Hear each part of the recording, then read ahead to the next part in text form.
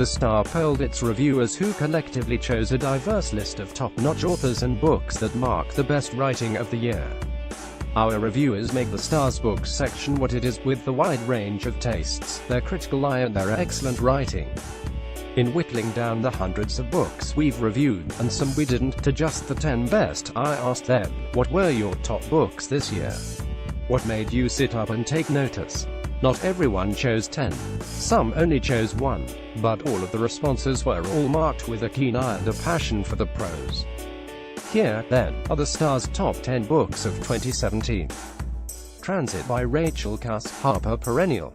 This Giller Prize-nominated book about, on one level, a woman who has moved to London with her 2 sons after a divorce, on another an exploration of modern marriage, garnered the most nods from our wide range of reviewers. A cerebral, razor-sharp exploration of motherhood and identity. I don't know why we keep pretending she's Canadian. Until her previous book was nominated for the Giller, she hadn't been here since she was in diapers, but Cusk's recent novel was my kind of page-turner. A slim, chilly, mordant novel in which very little happens, and yet you finish it every bit as satisfied as you would a fat beach read.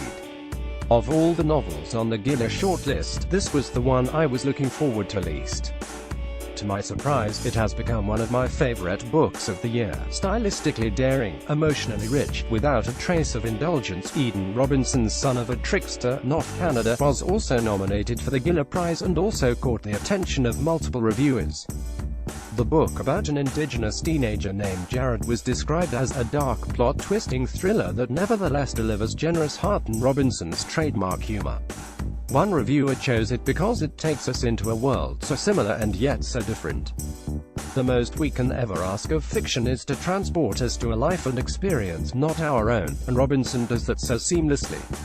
Eden Robinson deserves every ounce of praise she has received for Son of a Trickster, a coming-of-age tale touched with magic, humor and genuine terror. American War by Omar El Akkad McClelland and Stewart. This book, set in the nearish future of 2074, anticipates in this near dystopia a second American Civil War, and a U.S.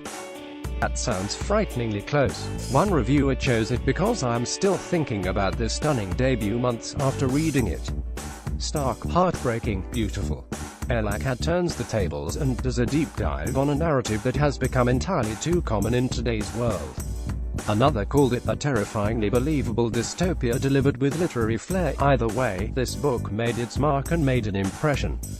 Article continued below. David Cherry and his brother, McClelland and Stewart. Brother, set in Scarborough, is about 2 brothers, Michael and Francis, who live in the projects there.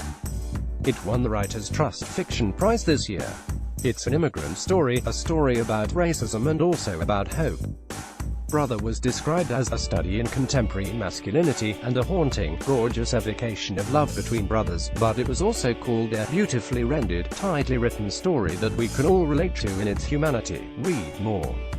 The gift of a good book. Our picks for the holiday season. Library made a map of Toronto arranged by most borrowed book. Local stories inform these tantalizing new reads. This Accident of Being Lost by Leanne Beatus Amos Egg Simpson. Astoria is a bit unconventional, a collection of stories and songs, which is also what makes it exciting. It was described as genre-bending, fiercely political, and deeply personal. The pieces that make up this collection resist and defy entrenched colonial narratives and speak back to power in direct, intimate ways.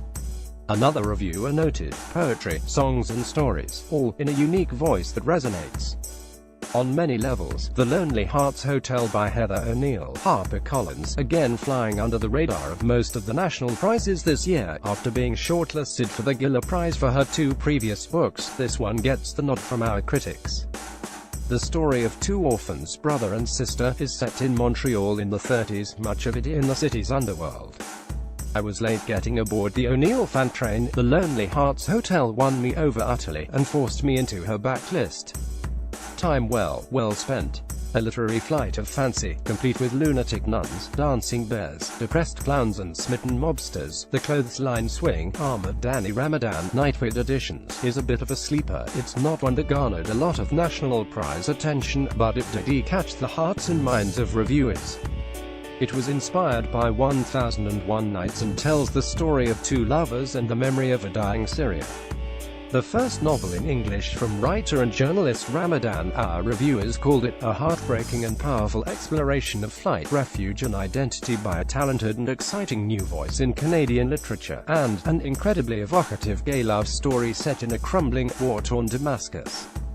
A sparkling English-language debut from Syrian refugee and journalist Ahmed Dani Ramadan, Grace O'Connell's Be Ready for the Lightning. Random House Canada has at its center a story about a young woman taken hostage on a bus in New York City.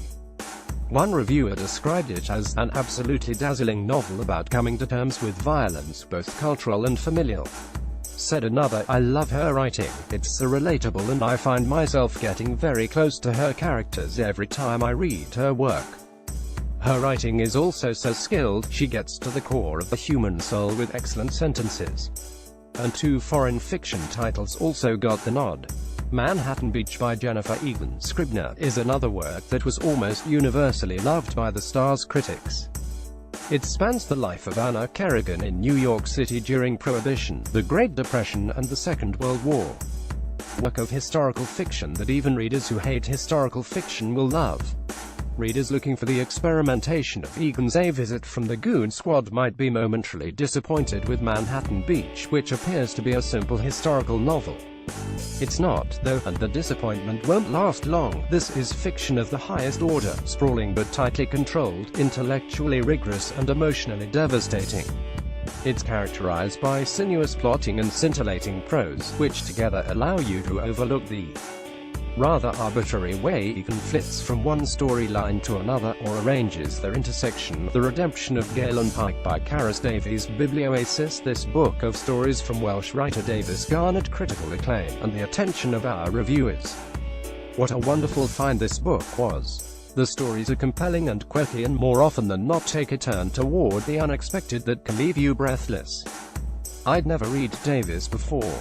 I will always read her now. Dazzling writing that is so evocative that takes you down a narrative road you think is familiar, and then takes a turn you weren't expecting, with a gut punch of emotion. Truly wonderful.